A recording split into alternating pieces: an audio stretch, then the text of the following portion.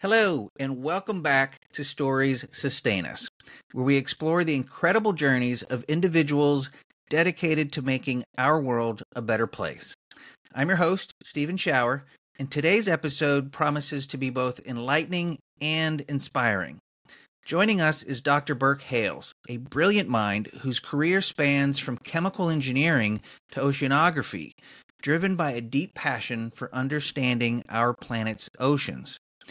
In this episode, we'll learn about Dr. Hales' groundbreaking research on the dynamics of carbon dioxide in ocean sediments and the development of real-time monitoring instruments which are contributing to the health of marine ecosystems and even help save the shellfish aquaculture industry from collapse. Additionally, we'll dive into his leadership role in the PacWave project, aimed at harnessing wave energy for sustainable power. Dr. Hales will also share his insights on the importance of storytelling in science, the challenges of academia, and the collaborative efforts needed for future ocean infrastructure projects. Dr. Burke Hales is a professor at the College of Earth, Ocean, and Atmospheric Sciences at Oregon State University, and he is the chief scientist at PacWave. He specializes in biochemical oceanography, and his current research is focused on coastal ocean carbon cycles, ocean acidification, and measurement and experimental manipulation technology. His dedication to understanding and mitigating climate change through ocean chemistry and renewable energy technologies highlights the critical need for diverse and collective solutions. Stay tuned as we uncover the fascinating story of Dr. Burke Hales and his mission to turn the tide on climate change, one wave at a time. Here on Stories Sustain Us, where we are inspiring action through the power of storytelling. Well, good morning, Dr. Hales. How are you this morning? I'm good. How are you? I'm also doing well. Thank you for joining me on Stories Sustain Us. I appreciate your time. Thank you for coming on and talking to us about wave energy and some of the interesting work that you're doing with PacWave down in Oregon. So looking forward to jumping into that. But first, let's jump into your story. Sure. Tell me a little bit about yourself, Dr. Hales. Where'd you grow up and how'd you get to eventually get to Oregon State University and the work you're doing there? Well, I grew up mostly in Washington State. I was born in Ann Arbor, Michigan, while my dad was finishing his PhD. He moved quickly over to Pacific Northwest National Laboratory. Oh, nice. And so from my, age 2.5, maybe through, depends on when you say you left home. Sure. So I was an undergrad and a graduate student at the University of Washington. Okay. And so I ended up spending a long time at the University of Washington because I moved from my bachelor's degree in chemical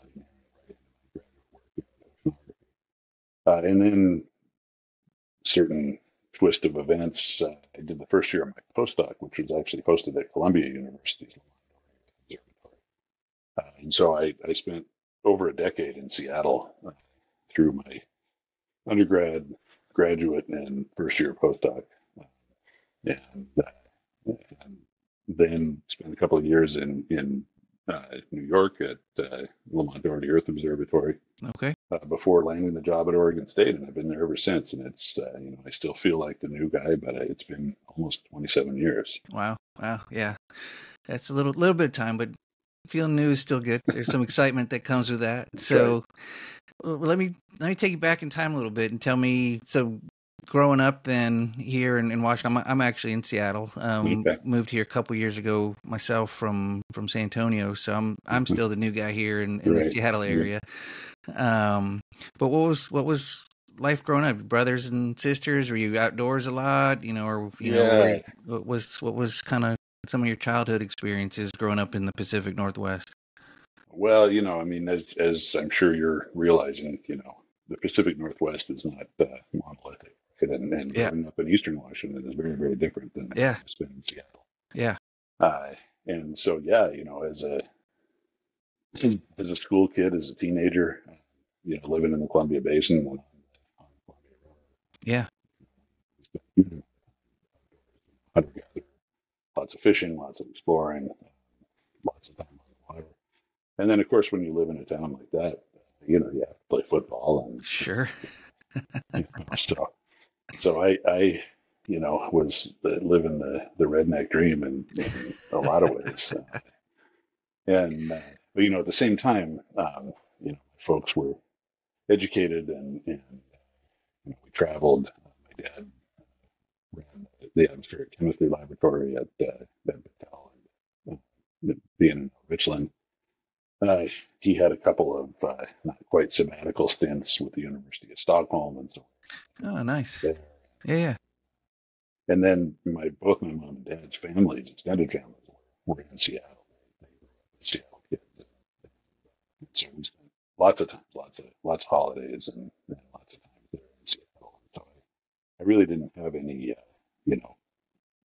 culture shock transition when I became a Seattleite. And so, very different, but I appreciate that diversity. Yeah. And sort of, lifestyle and perspective for sure. Yeah. I haven't had a chance to explore too much of Eastern Washington yet myself. I know kind of some of the high plains, desert kind of feel of it.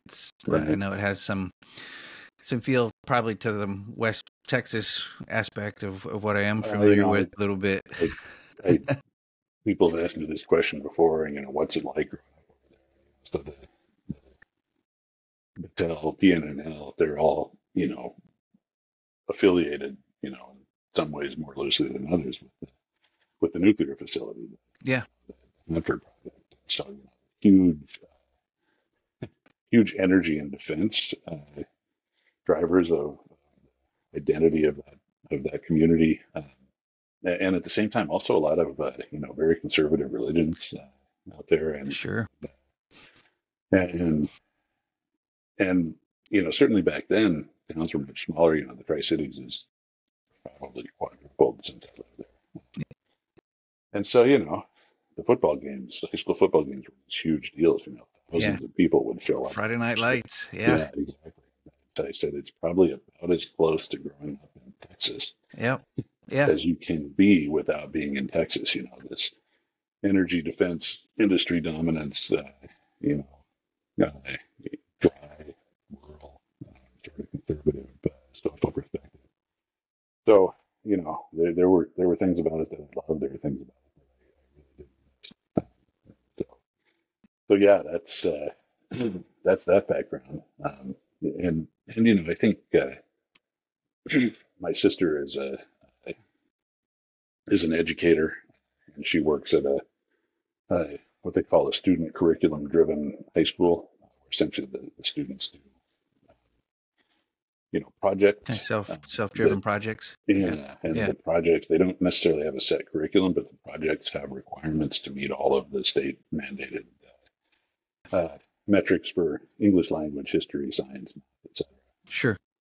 And so she's working with, some very different learning perspective kids, and very, very fascinated by the sort of, how do our brains mature, and where I'm coming back around to it. He said people's brains mature sort of by making mistakes. Yeah. And that, kids don't make mistakes in the same way we used to. And so, the things that I did, not illegal. But, right on the edge. Yeah. Probably my story similar. Yeah. We did things, on the river in the winter as kids, unsupervised, and back in the pickup down on the gravel bar and running the boat out to hunt ducks on islands in the middle of the river in, January, and sort of, almost not quite free range kids, but, no, there were no cell phones telling anybody where we were. Yeah. And you think, we never got, really in trouble, but, looking back on it now, especially, thinking about my kids, and I would never have let them do those things alone. Sure.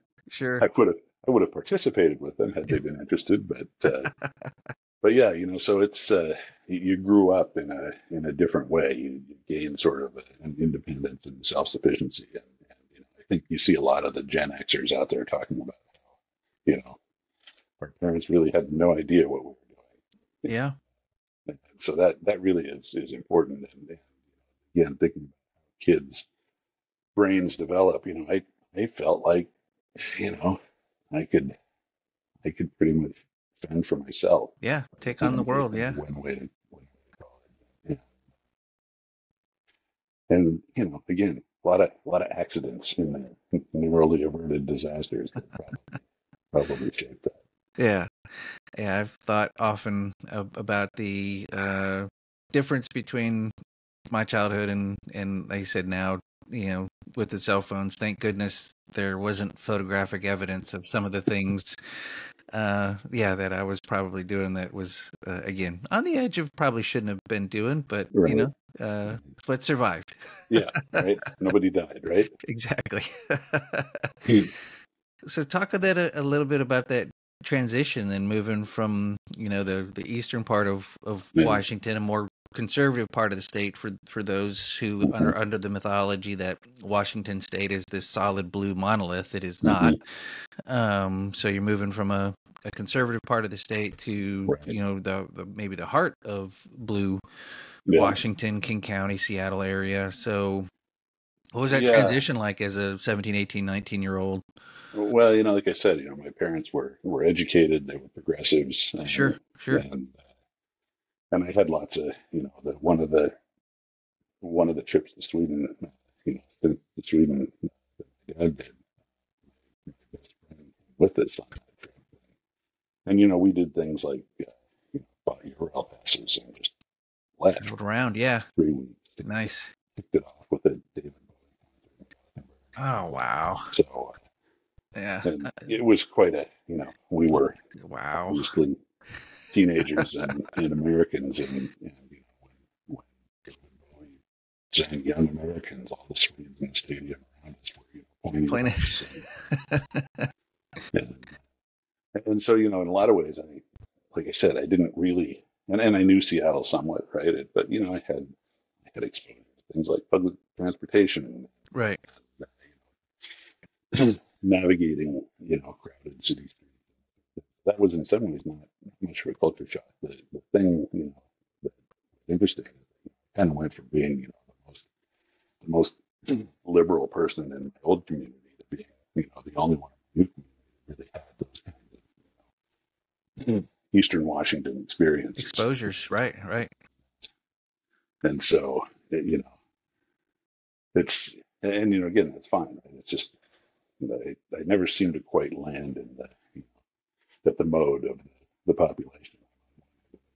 Yeah. And sort of where it goes. Yeah. And that wasn't, I didn't find that to be, probably either. Yeah. But yeah. And then, I got my bachelor's degree in chemical engineering.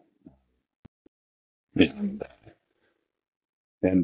had started down that path, from thinking from an early age, preteen, that wanted to do something environmental. Yeah. And I was good at math, I was good at chemistry. And I had, one of these rare moments of good judgment where I thought, well, probably I don't want to, become a marine biologist.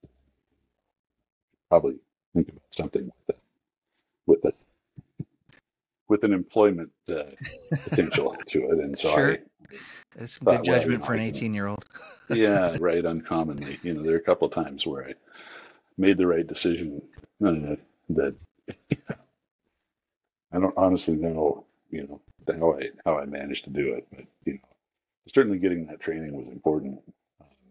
And then for your Seattle compatriots and for my fellow undergraduate engineers, engineering is really hard.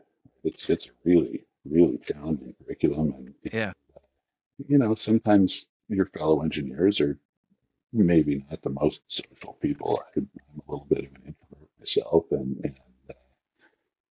and so then you end up on that massive campus in winter term when you're broke, because you're trying to save all the money you can to, buy a, buy a 6-pack of beer on the weekend, Sure.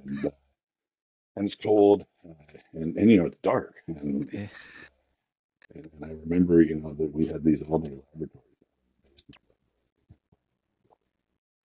and you would go in there, walk across campus, cold and wet, go down to the basement of this building, and do these all-day laboratories, and windowless, and then you come back out, at 4 o'clock, and back into the darkness. Yep. It's still cold and it's still rainy, and really, just thought, man, I don't know if academia is for me. I don't know if Seattle is for me. Sure. It was a challenging time,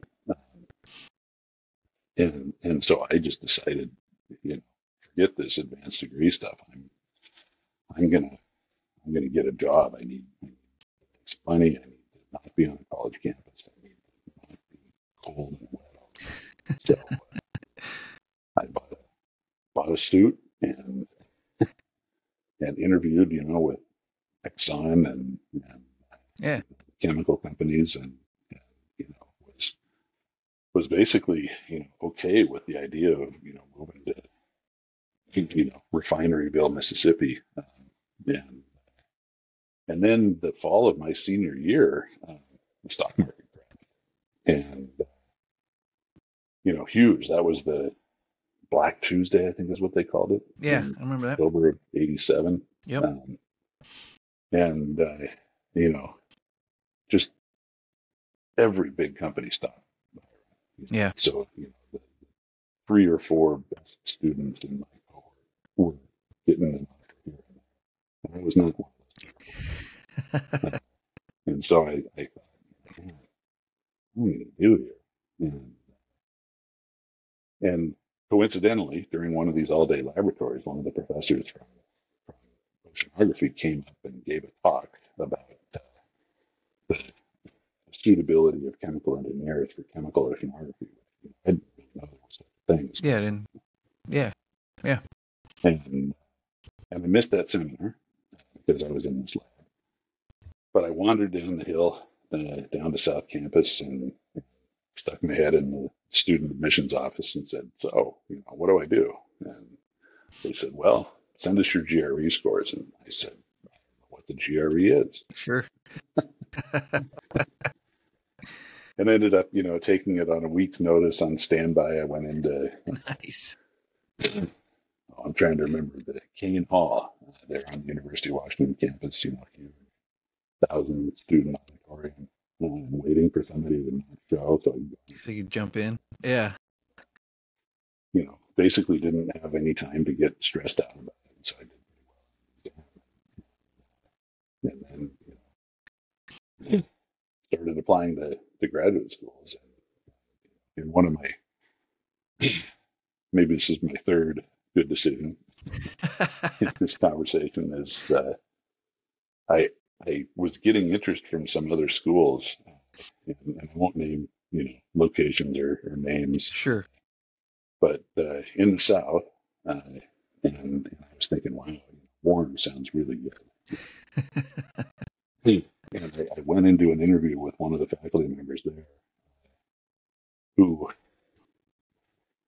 sort of the first thing he said was, have you noticed how beautiful the women on our campus are? Huh. I said, yeah. Interesting recruiting tactic. Yeah. 22 years old, Yeah. I have eyes. Yeah. And then he said, so are you single? And I said, yeah. And he said, this is a great place to be single. And, my 22-year-old male brain wasn't necessarily just rejecting that out of hand. Sure.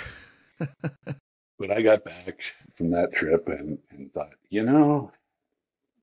there are many reasons that people make decisions. I should probably not make a career decision based on the appeal of that location.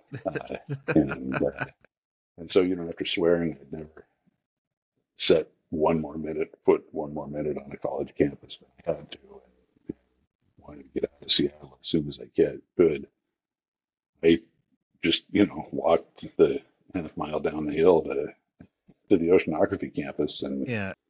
Spent the next 10 years there. So, it not sorry, not the next 10, the next 7. Yeah. And so, and here I go. And so, the stock market crash really forced my hand. I don't know if I can take credit for that decision. But I do every once in a while, We had some peer, choices to make there. Yeah. yeah, I do every once in a while peer into get a look into the sort of corporate engineering world and think, man, what killed me. Yeah. And so, really bad fortune for all those investors. Really good fortune for me because I take one of those jobs without question. Realized 3 or 4 years later that I had made a mistake. Yeah. So anyway, yeah, that more or less got me in the oceanography field. And then, again, fortuitously, my thesis project was looking at carbon dioxide chemistry dynamics in deep ocean sediments. Okay. And then my postdoc, I transferred to work with Dr. Taro Takahashi, who's sort of one of the icons of the ocean CO2 measurement world, and worked with him on a surface ocean CO2 project. Go to Antarctica. Nice. And ultimately, sort of throughout that process, my sort of engineer's sensibility stuck with me, and so I ended up building most of the tech that I used for Okay. developing numerical computational tools to analyze that data, which was kind of all of it was kind of a new new way of looking at things. Think about how to analyze that data in different ways. And so, Yeah. I was, again, I was maybe the most applied scientist in this community of basic researchers, and and so it's again sort of not quite being right there in the Well, it gave you, I'm sure, one some sigma distribution of perspectives. right. Gives you a different way to look at the world when you're collaborating with those peers. It gives you a different perspective, which I'm sure served you well. Well, yeah, and then it started in with PacWave, and that's very much an engineering project. So now I'm suddenly pure scientist. Yeah. In a room full of engineers. Yeah. Well, So yeah, it's been a fun project. Let me ask you one before we transition into PacWave. We're kind of at a good place here, but before we do that, a thought I wanted to dig a little deeper around. You'd mentioned your thesis work and some of that work around carbon dioxide and deep ocean sediment. Mm-hmm. So, if I'm following timeline, this is late '80s, early '90s, mid '90s. You're doing this work and this research, and what was the thought process in deciding that that's the direction you wanted to go in as you got into your graduate work and doctoral work? Is the story I'm imagining right now is climate change was already a thing at that time. We weren't necessarily paying attention to it, and I'm thinking of the Rio summit in '92 where it really started to get into a bit more mainstream media, if not still being ignored largely, but at least, we were starting to have conversations, at least, scientifically and a little bit globally at that time. Right. Is that kind of what was the direction for you, or what was that draw to get into that line of study?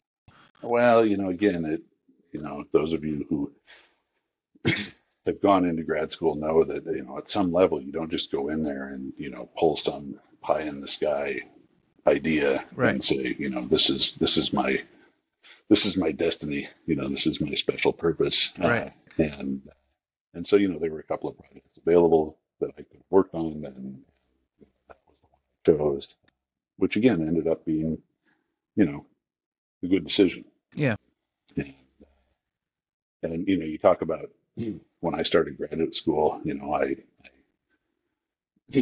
handed in my final term project, and of course, in study habits and personal health considerations, I had worked probably 2 or 3 days without sleeping much to get that thing handed in on time. Yeah. But then had an opportunity to get on a research cruise. And essentially, I stuffed a duffel bag with enough things to get me through the trip and went down and met up with these folks and see before I even really started. Yeah, nice. And, at that time in 88, we were still at the point of saying, well, we know that we can measure the increasing atmospheric CO2. But we didn't really, at that time, have a perspective of how significant those changes were in the global, sort of last million years context. Yeah. And so, Dave Keeling, who was actually a postdoctoral colleague of Taro Takahashi, he had established the Mauna Loa Observatory, and he had, built the instrumentation that had the appropriate level of sensitivity and stability to be able to say, yeah, I really actually do know what the atmosphere is doing. We can measure it effectively. We can see long-term trends. And the people that mark their birth year know what the atmospheric CO2 was. I'm trying to think. I think it was about 335. Yeah, it was probably about 335 when I started grad school, maybe a little higher than that. Right? Yeah. And of course, the rise has accelerated. Yeah. And people were still saying, well, we know that, having more carbon dioxide in the atmosphere does in fact have this, thermal radiative effect that does in fact cause it. But we're not really sure if we're not really sure if it's, if something else is going to mask that effect. And so, most of the people studying the CO2 cycle at that time were really doing for, basic science considerations. So, I was looking at sort of global ocean balances of, alkalinity and carbonate as driven by the reactions within the ocean floor. But it really wasn't, I didn't think, oh, I'm helping address a global concern. challenge. Sure. It's still too early to kind of think about that. Yeah. And then, by the time I get into grad school, Takahashi had published his first big compendium on, maps of ocean CO2, and it really looks like the ocean that is breathing CO2 on is actually breathing it in. Absorbing it, yeah. Yeah, not because of anything it's doing biologically, but because we're increasing the atmospheric CO2 level. Yeah. So, the ocean used to be a source of CO2 to the atmosphere. It's become a sink. So, understanding how to make it became really important. And yeah, so that sort of got me in the carbon cycle world. And like I said, I was building instrumentation and observation and sampling platforms so that we could make these measurements more exhaustively with higher resolution. And that really ended up having me pretty well poised to think about how to observe and consider what's going on in the ocean in ways that aren't maybe necessarily 30 of your closest friends get on a research vessel for 6 weeks and take your turns taking samples from the sample bottles. I was building devices that you could tow behind you while it pumped water up to the ship. Yeah. And then, of course, we had to build new chemistry, analytical chemistry tools, generating signals so fast that the old method couldn't keep up. Yeah. And where it really started to become applied for me is the Pacific Northwest aquaculture shellfish aquaculture industry almost died in the late 2000s. And one of the hatchery managers from one of the hatcheries in Oregon, Mr. Cree, happened to go to a meeting where, sort of the godfather of ocean CO2 at NOAA, really, gave a talk about some research that I'd been involved in, looking at the chemistry of the water that upwells on the coast. And Alan Barton with Creek started saying, I think I see, in my commercial data, I think I see a link between the CO2 chemistry and the problems we're having. So we built an instrument for them that could monitor those things in real time. And then we worked really hard with them on the remediation piece, things you can do to change that chemistry. And in the context of doing that, we did some experimental work that really nailed down the mechanisms of those. And what ended up happening is that by putting that instrument in the hatchery and knowing how to do the chemical buffering appropriately, that effectively saved that industry. So those hatcheries were, they were deeply in the red. They were nearing bankruptcy and collapse. And now because they know how to look at the ocean conditions and mitigate them, now they're back up at, above maybe what they were doing before. Nice. And so really it was the first time that I'd gotten into, okay, this is a problem. It is caused by us. We do understand chemistry. We do understand how to mitigate that and applied that with industry. And in a lot of ways, it wasn't the hardest work I've ever done, but it certainly was the most famous. People recognized that. There was all sorts of lay person attention to that. Yeah. So there's absolutely no shame in gathering some line. If there's something you can do within your capability and it's got an application somewhere, you should do it, and you shouldn't worry too much about the flute music. Yeah. Well, I mean, I think it's really kind of the spirit of this show is that story, is that it's taking, some incredibly complicated work that requires you and other really talented, knowledgeable experts, and using that knowledge in a way that then can be told in a story that benefits just an average lay person. Like I can understand, job creation, saving jobs in a hatchery, and the economic benefits of having, the seafood industry alive and the food sources. And so it's that, how do we tell those stories of, deeply complex work that you and others at a conference can understand, but the average citizen might not be able to understand. But that story right there ties it all together in a way that an average person can go, oh, that's why this matters. This keeps people employed, keeps food on the table, keeps economies going. Yeah, there's obviously more to it than that, but that, in a simplified way, is what helps people understand the important work that you're doing. One of the funny anecdotes about that whole Whiskey Creek hatchery story is that we built this instrument in my lab and installed it out there. But I had research crews, grants that I had to work on that depended on me having, those instruments to make those measurements. Yeah. And so we put the instrument in the hatchery in the spring.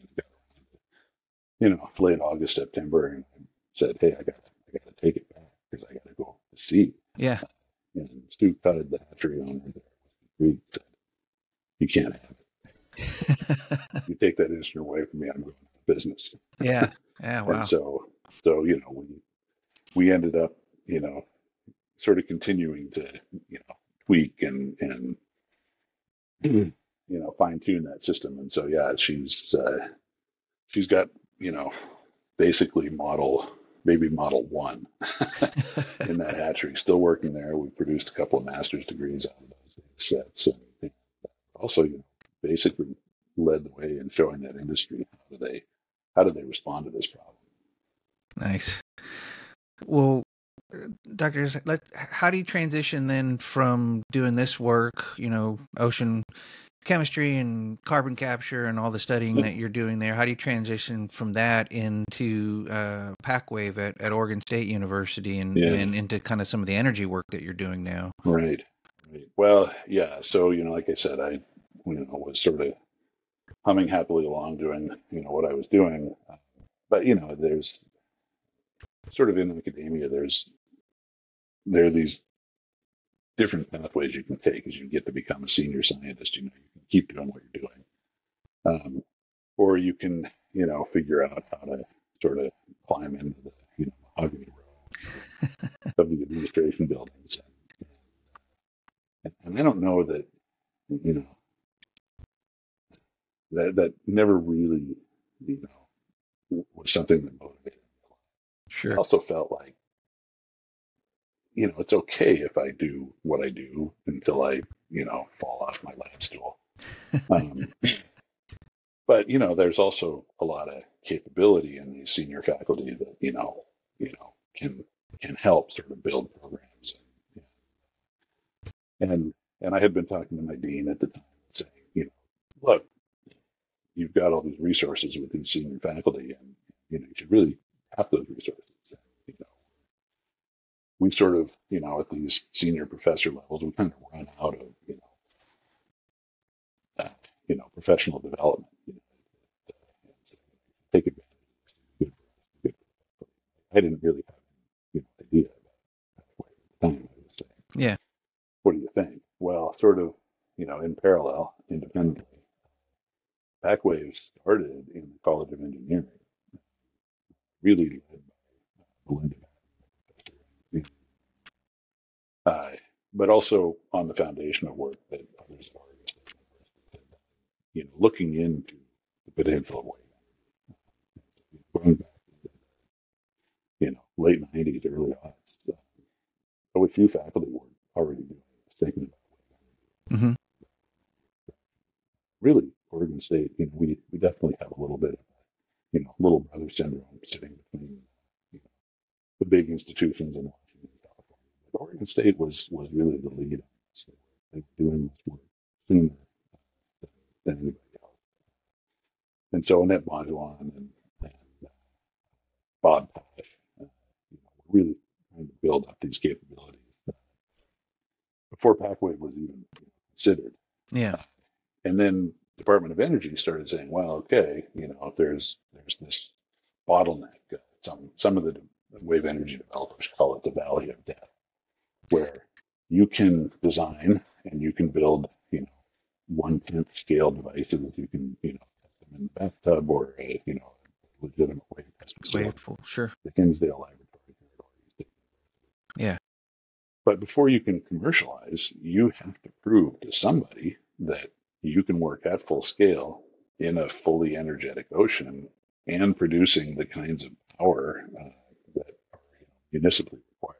So we're talking about something that can withstand, the 45-foot waves that we dealt with during this last bomb cyclone. Yeah. Sure, not all that uncommon. Yeah. Along with, sometimes hurricane force winds.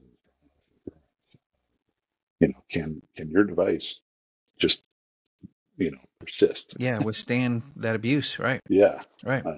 And, let alone corrosion, sea life growth, sure. And, marine mammal fallout, all those sorts of things that you don't simulate in right. time. Right. And then the other thing is that, you have to generate megawatt scale power, and that has to be transmittable. Yeah. Right? So you can't have a megawatt of, 9-volt batteries. Right. You can't send that power distance. And so the Department of Energy, sort of commissioned this feasibility study. What would a full scale grid connected test facility look like? And Belinda essentially embarked on this really awesome, process where she engaged the local community. She and her team talking with the commercial fishermen before they'd even submitted a proposal, and going out and working with the different communities and trying to figure out which community really would be okay with it. Right. Yeah. and did that groundwork ahead of time. And so, our test site, for example, the location in the ocean, that was chosen by the commercial fishermen in Newport. More or less, it happened really rapidly.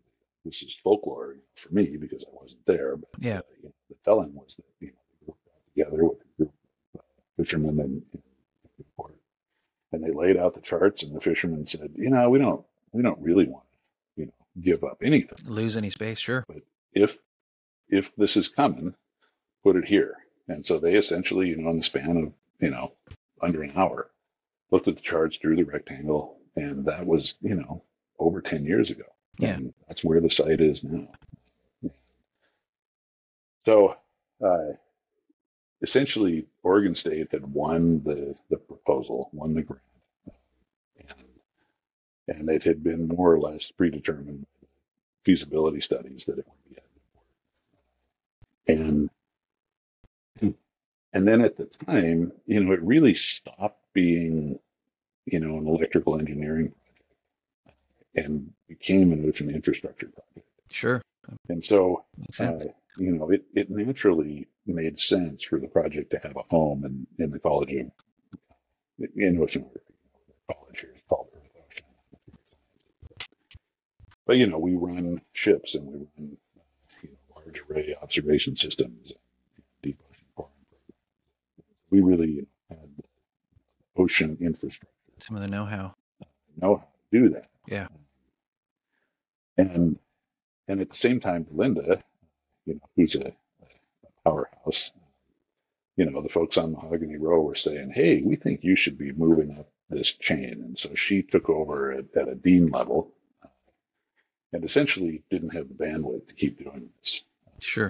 At the same time, my dean, remembering me saying, hey, you should take advantage of us senior faculty, made a play with the university saying, oceanography will take it on, but I have to get to pick the new chief scientist for this project. And that was me, who she had in mind. And so, it came about really, really quickly. I was actually, I sort of knew it was happening and knew that it had been finalized. But, I had a big elk hunting trip in the Elkhorn Mountains out of La Grande in Oregon. And so I, was unsuccessful, really wonderful. Good time outside. A week. And but essentially I came out of the mountains within a couple of days. I was back in DC talking with, undersecretaries and saying, okay, this is what it's going to take. And so that transition was, was pretty cool, right? To think that, out there on your own, in the old growth timber and in the high country, talking with the DOE leadership and water power technology. Walking the halls of DC. A couple of days, that was quite a transition as well. Yeah. So, and so, I had the oceanographic perspective. I had done a lot of my work locally with local communities on the coast, Oregon State University, sort of the credibility with the local community, be viewed as a positive partner. Yeah. And so that basically is where it started. And of course, having the engineer's perspective, quantitative rigor and applied science, really helped me. At the same time as that it was, also really an oceanographic problem. Yeah. So that's how I got there. And, it maybe,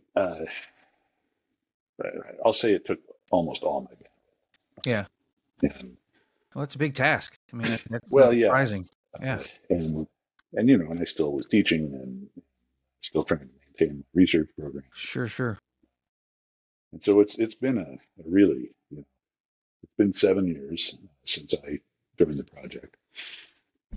And, in that time, we've gotten DOE's approval to go from the feasibility and permitting studies to the construction. We've finished the construction. Basically, there are a few loose ends that we're tying up. Yeah. The facility is built. And then we're in the process of getting DOE's approval to move into the operational stage. As part of that, we promoted a facility director from within, Dan Moline, since before I was, is now facility director, and the chief scientist role is really starting to diminish. What you do. Sure, moving into the operations now. Yeah, when you become operational. Yeah. It's just much more focused on, okay, yeah, are the electrons flowing? Are the devices keeping the O&M of the process alive, right? Yeah. Right. And so this is, I'm obviously invested in the project. But it's kind of a time where I'm sort of thinking about, okay, so now how do I transition, back into my ocean carbon cycle work? Sure. And really the way things are moving now is that we're thinking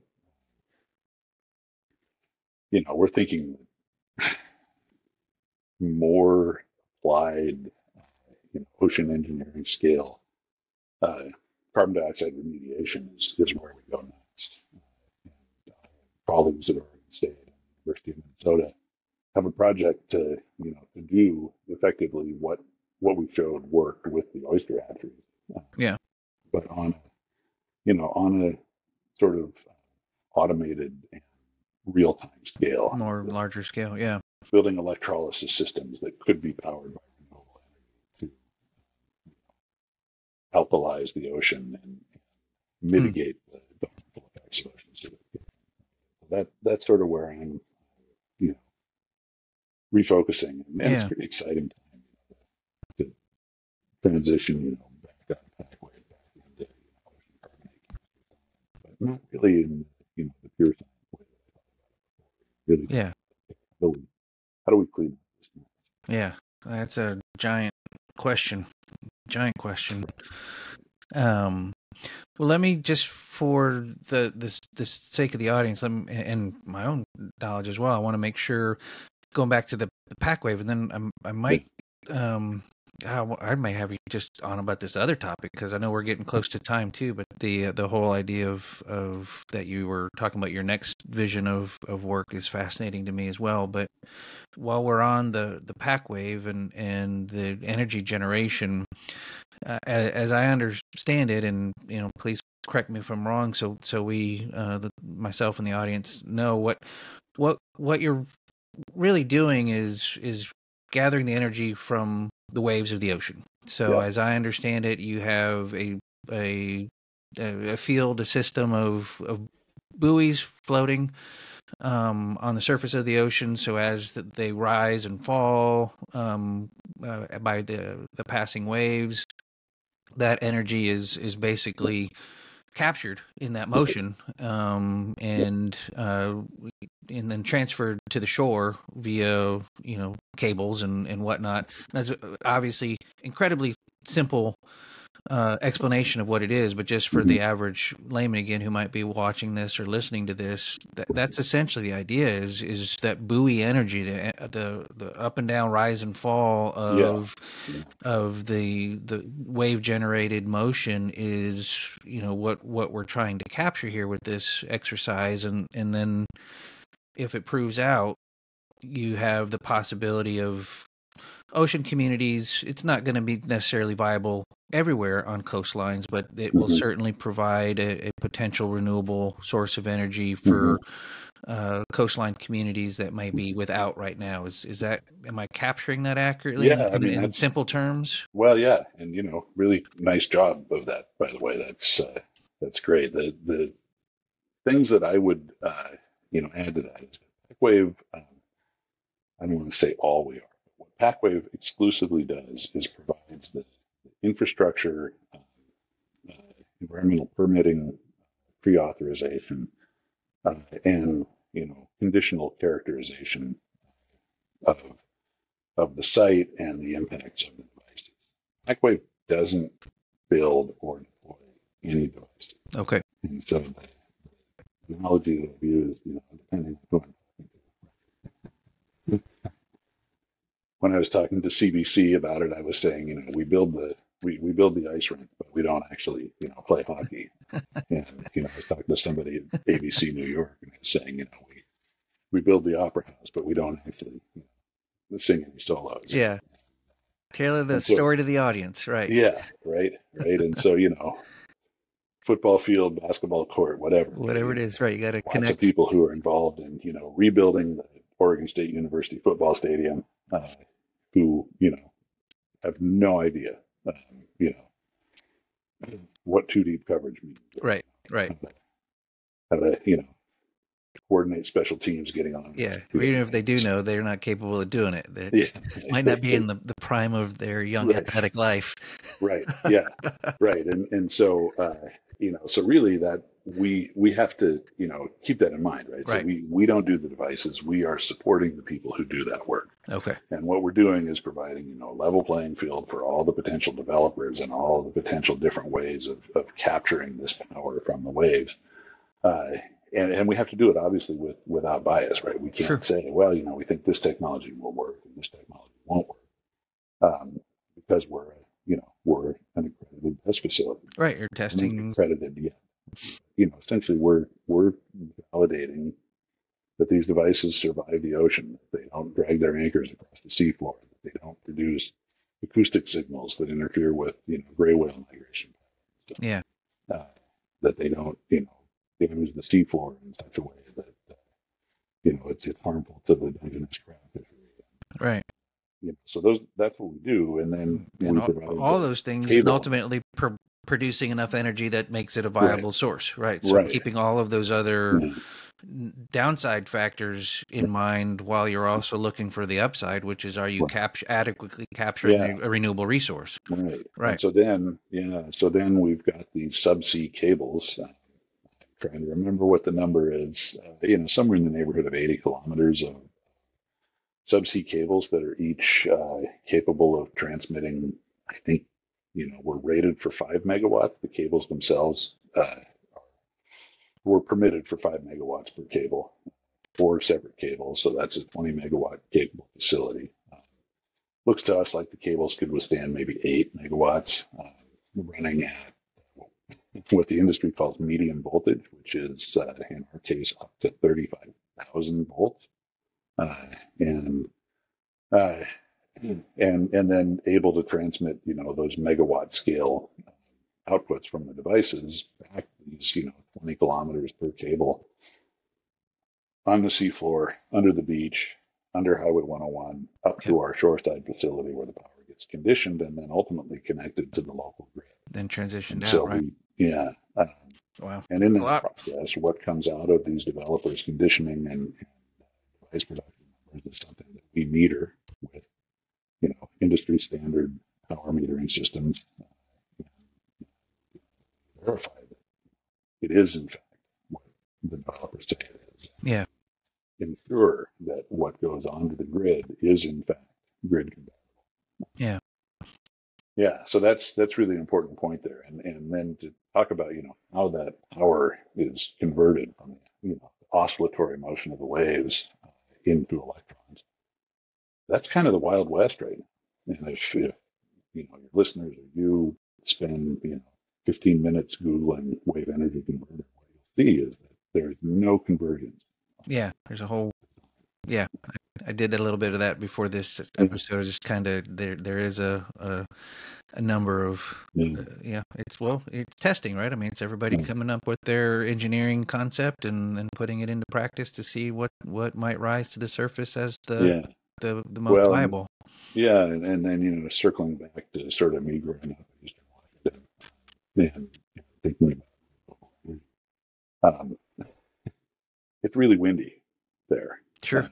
And the way Seattleites think about rain impacting their lives, folks in the Columbia Basin think about wind.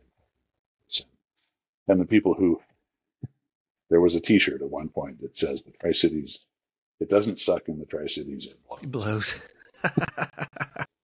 But I remember, as a kid out, pheasant hunting, duck hunting, driving around with my dad, and once in a while you'd see these weird contraptions, and you'd say, oh yeah, that's a wind turbine, yeah. But there was really no convergence then. There were things that looked like old school, Dutch windmills, things that look like sort of vertical spiraling ribbons. So there wasn't convergence there. And what got that convergence was tested at places like the National Renewable Energy Laboratory in Boulder. And now, you look at any turbine anywhere, the turbines that you see off of Kihei and Maui, the turbines that you see in the they're all the same. Yeah, they've West all Texas. got that same, 3-blade design, and ultimately they've optimized, what works best, and there's this convergence. So ideally, what we hope is that, the wave energy test site will allow folks to go from saying, this concept, if you put it in some waves, it makes some electrons, but maybe it's not the most optimal. Maybe it's got too many moving parts. Maybe it's got some inherent inefficiencies that can't really be realized until you're in a real ocean. Right. Or, what we say is that because Oregon's got this really diverse wave climate, we say, hey, this kind of device works great on the big swells that come off the North Pacific in the wintertime. This kind of device works really great in the wind waves that we see in the summertime. So you can target technologies for environments. And then, the last thing I'll say in that regard is that, in the Northwest, we've got sort of a embarrassment of riches.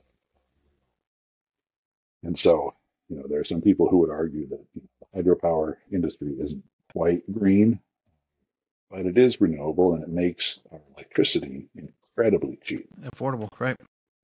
Right. Which is great for us. It's terrible for a wave energy developer who can't compete. Sure. Makes sense. Yeah. And so, ultimately, our wholesale energy price is 3.5 cents per kilowatt. And that's more or less the Monaco Power Administration prohibits anyone from charging, even if they were the company. But if you look at Hawaii is about 50 cents a kilowatt. You think about Kodiak Island and Alaska. So it's very likely that the devices that we test here, the PacWave tests off Oregon, it's very likely that that technology doesn't produce municipal power. Doesn't reside here, right? It goes somewhere, right? Where it's economically feasible for the developer and fits a need. That makes a lot of sense. But you got to have a place to, like you said, test it and standardize it so that you can proof of concept, make sure it works. So yeah. Well, Dr. Hales, thank you so much. I know we're getting close to an hour of chatting, and I could keep chatting with you for much longer. I'm fascinated by your work, and maybe someday I'd love to have you come back and talk about your next phase of career work, because that is very intriguing to me as well. But I want to kind of wind this conversation down out of respect for your time, and ask you what's your call to action now that everybody's listened to this or watched this episode and have learned a bit more about the PacWave research and testing that's going on for wave energy. What do you want folks to do with this information? What's your call to action? Well, I think one of the things we say about wave is that it's 20 years behind. And so, do I think PacWave will test a device that appears to be commercially viable that is ultimately deployed in another location? Absolutely. When do I think that's going to happen? Well, not next year. Do I think it's going to happen in 5 years? That's my guess, is that we will have a device that at the end of a couple of years of testing in our facility will be shown to be viable to augment power sources. The first thing is that people need to understand that all of this takes time. Sure. And the other thing that people need to understand is that when we're talking about renewables, there is no single solution. And so people say, well, wave might produce 15% of U.S. electricity demand. Well, it's not going to happen, tomorrow. Right. And people will say, well, if it's only 15%, why bother? And the thing about that is that, I've used this analogy. The renewables require this diversified portfolio of contributors. And the thing about wave is that it's predictable and it's much more persistent than wind or solar, right? And so, we know that the solar systems don't produce power when the sun is down, but the waves don't stop. Right. And so, we often talk about wave being sort of, the tortoise to the solar's hair, right? And or wave being your guaranteed low yield, component account, and wind being the volatile tech stock, and so that people need to understand that we have to have this collective level solution that what really is a problem. Yeah. We're in a space where objective truth is being found. Yes. And yes, it is. It is objectively true that we have a carbon problem, and it's causing impacts to people's lives and we have to figure out how to move beyond that. Saying, well, we're not going to try this one thing because it's only a sixth or a fifth of what we need. We have to have this diversity of sources. So that's really sort of where we are as far as is there a call to action? Yeah, I guess it is. Yeah, I see one in there. People to be, if you want people to increase their awareness and facilitate the connection to objective truth, that's a call to action. Right? It's hard to imagine that it's a challenge. That's where we are. That's where we are. Yeah. Absolutely. Well, that's the call.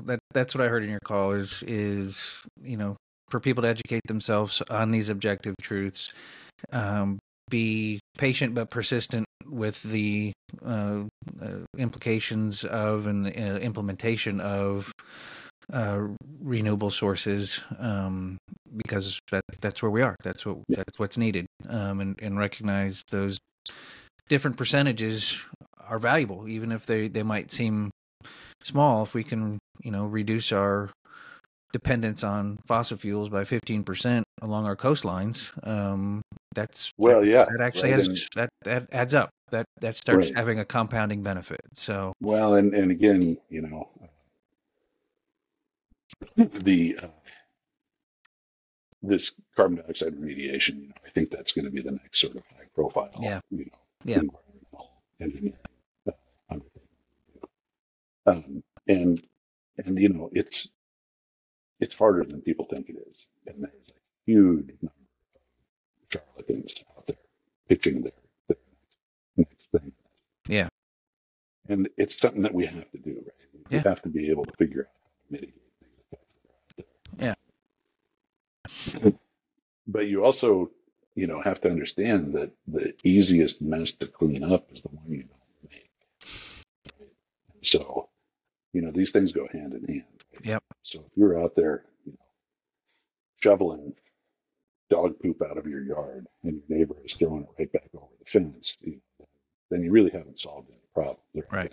And so we need to figure out, okay, these things go hand in hand. How do we help people who are most impacted in ways that don't end up having negative blowback? And how do we keep ourselves from making this grow? Right. Well, could not agree more with that assessment. So,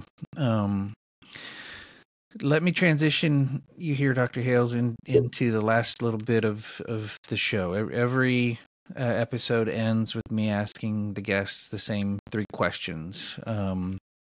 We talk on this show about hard subjects, right? Climate change is difficult. How are we going to, solve some of the dilemmas that we find ourselves in? These are hard challenges. They can be full of anxiety and worry and real life consequences that are damaging and deadly, in fact. Mm-hmm. So, looking at hope, not as a fuzzy emotion, but more in the sense of how hope has been studied to be shown as, if you have a vision for a better future, you have a plan of action that you can take to get there, and you have a sense of agency that you have something that you can do to make it happen. that hope can be very powerful. Yeah. So I want to talk to you a little bit about hope. I'm going to ask you three questions, just to ask you to give your kind of gut reaction to these questions, and would love to kind of get your sense about what you're hopeful for. So if you're ready, here are the hopeful questions. Question number one for you is, what is your vision for a better future? It can be for you personally, professionally, or for the world. What's your vision for a better future? Oh, wow. Well, that's hopelessly unintended, uh, wide open. Well, I think ultimately, these are problems of scales that collectively solve, right? And so that, that's what I hope is that people figure out, how to move beyond the, what directly and exclusively addresses one thing. Thinking about, okay, the carbon dioxide. There's this great statistic that my colleague David Archer shared with me. But carbon dioxide, it's not it's a locally produced problem, but it's globally distributed. So Yeah. the idea that a carbon dioxide that you encounter in Seattle, you know, came from Seattle is extremely low. Yeah. And so carbon dioxide, once it's emitted, uh, it's got a lifetime in the atmosphere, something like 40 years. Wow. And so, the mixing time of the atmosphere is, weeks, right? And so as soon as that CO2 is emitted, it's effectively, distributed globally. Uh, and so, it can't be just, hey, we're going to go electric. We're going to do ocean optimization. It has to be this sort of global approach. Figuring out how to do that in a way that, you know, the, socioeconomic global powers come together. That's what we have to do to solve this problem. Yeah. And, it's not, that's not that far fetched, right? I mean, people have come together to solve problems like disease, you know, more successful than others. Yeah. Yeah. And so it's something that we have to understand. It's not a it's not a Chinese problem. Everybody's got to figure out. Yeah. And the really great statistic that shared with me is that the carbon dioxide that's released when you burn a tank of gas in your car stays in the atmosphere so long and traps so much energy over its lifetime that if you could capture the energy that the carbon dioxide traps, that one tank of gas traps enough energy for you to drive the car around the world. Wow. Wow. So, again, it's this really extended lifetime, Yeah. globally Wow. distributed. Hadn't So heard that's that statistic before. Yeah. So, yeah, I guess that's my hope is that, we figure out this collective approach to solving the problem. Recognize that solving it, is the rising floats all boats. Something that, Right. So you touched on this a little bit in what you've already described, but your answer to the second question may have already been stated, but just to give you a chance to elaborate, if you will, the second question is, why is it your hope that we need to look at these problems and solutions holistically and collectively and globally? I know you touched on it already, but is there anything else you want to add to the why of that hope? Well, I think, philosophically, you look at the things that human engineering have done, and you really can't argue that those have been exclusively negative, right? And so, you think about, the Bornheimer process, right? Where we learned how to capture nitrogen, which is in vast abundance in the atmosphere, to make fertilizer, right? And so, effectively, that's an engineering process that gives us at least the technology to effectively end hunger. Yeah. Right? Excuse me. Uh, and, you think about, ultimately the internal combustion engine, right? And Yeah. so, you think about things that we talk about like horsepower, right? And horsepower is a unit of power that was defined, back in, I think, the 1700s. Essentially, it's the amount of power that these early engineers thought a good horse could produce continuously throughout the day. Yeah. Right. And if anybody's ever done this, this happens in classes all the time. You can actually, figure out what it takes for you to produce a horsepower. Right. So you can get on your assault bike, right? Or time yourself running up and down stairs in the building. Right. For sort of an average human to produce horsepower, it's exhausting, right? And to think that, number one, a horse can do that steadily throughout a day is kind of mind blowing. Yeah. And then you think about, the what the internal combustion engines are doing, right? The big diesel pickups that, are actually available. I think they're running 150 horsepower. Right. Right. And so, the ability effectively to build infrastructure, to build transportation, you know, to, again, that we will, to eliminate, cold stress upon humans. That ultimately comes back to harnessing internal combustion. Yeah. And internal combustion is, it's this, what do you call it? Dependence forming, because not only is the energy inherent in fossil organic fuels, but it's so storable and transportable. Right. Right. And so, we can do things that have benefited society because we've harnessed the internal combustion This system, energy. Right. Right. right? In ways that, are just unthinkable to people, a few hundred years ago. Right. Right. And then, you also think about, you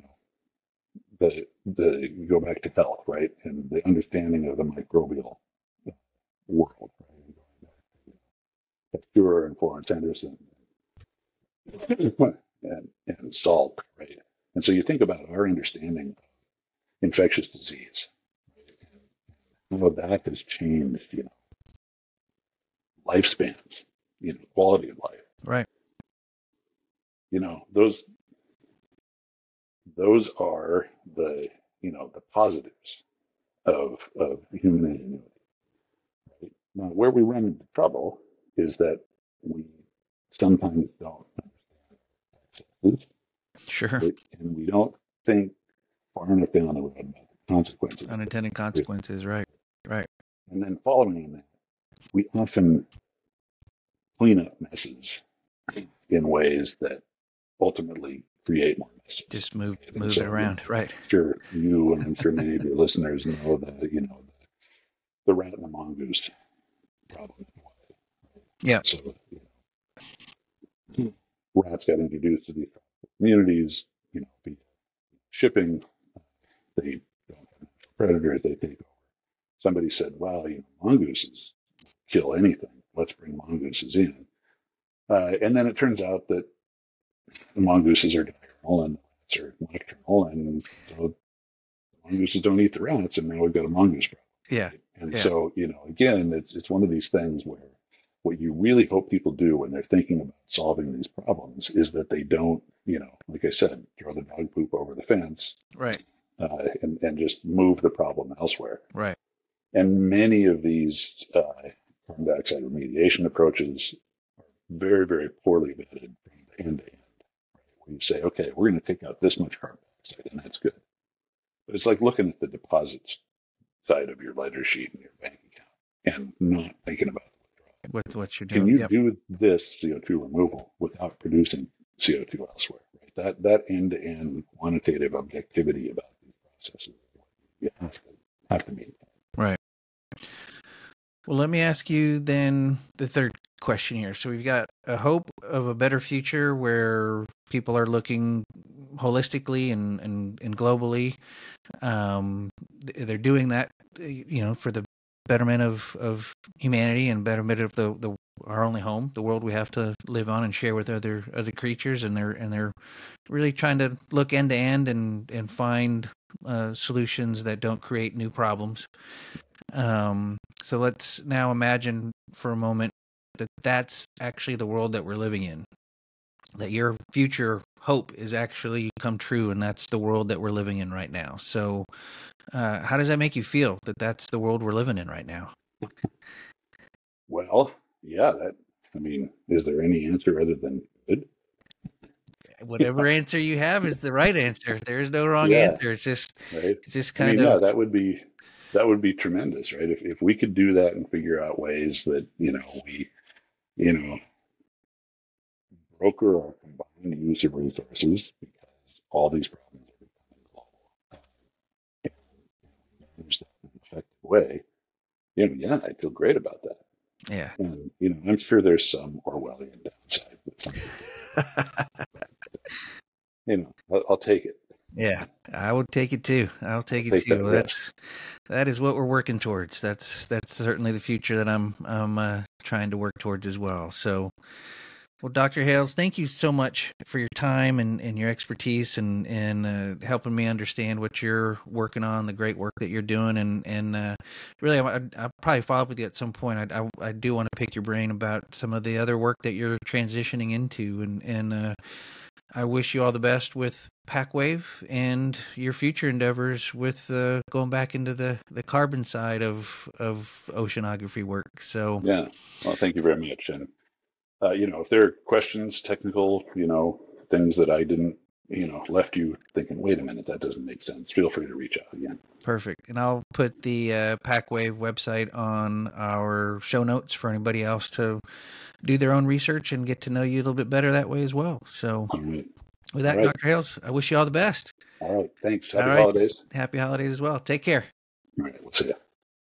And that brings us to the end of another fascinating episode of Stories Sustain Us.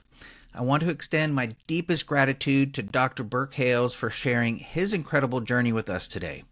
From his roots in Washington State to his pioneering work in oceanography and wave energy research, Dr. Hales has provided us with invaluable insights into the complex world of ocean chemistry and renewable energy. His dedication to addressing climate change through innovative projects like PacWave and his emphasis on the importance of community engagement truly underscore the power of applied science in tackling real-world challenges. Dr. Hales' vision for a sustainable future, grounded in collective efforts and a diverse approach to renewable energy, is both inspiring and essential. Please join me in thanking Dr. Hales for his groundbreaking work and for reminding us all that the easiest mess to clean up is the one that we don't make. Dr. Hales' commitment to creating a healthier planet is a beacon of hope and a call to action for all of us. If you enjoyed this episode, please share it with your friends and family, leave me a review, and subscribe to Stories Sustain Us wherever you get your podcasts. Thank you as always for your support, and I encourage you to stay curious, stay inspired, and continue to embrace sustainability in your own lives. And be sure to join me next week on Stories Sustain Us, when I'll be speaking with the CEO of a metal recycling company. Now, most people, I imagine, are very familiar with recycling plastics and paper, but the significance of recycling metal is often not fully understood or appreciated. So join me on February 4th to be inspired by the personal story of my guest as we talk about social justice programs in the United States and Latin America, the circular economy, and the metal recycling industry's important role in local and global sustainability efforts. It's an incredible story about my guest's career supporting sustainability around the world. You're not going to want to miss it, so check it out on February 4th at storiessustainus.com, wherever you listen to podcasts, and on YouTube. Till next time, I'm Stephen Schauer. Please take care of yourself and each other. Take care.